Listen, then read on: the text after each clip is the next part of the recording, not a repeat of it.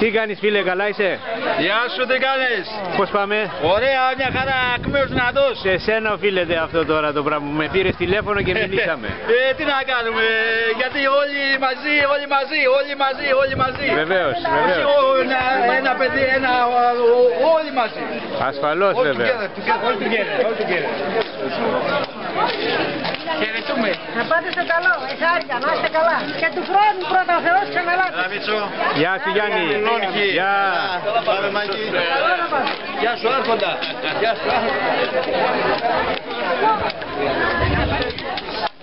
Α, και η Χριστίνα. Εδώ πέρα, α, και ολέα, όλος ο καλός ο κόσμος εδώ.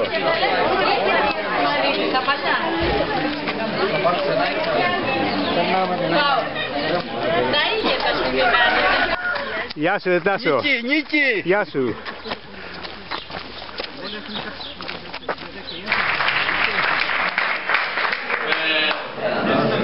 Κι άλλη μια κουβέντα.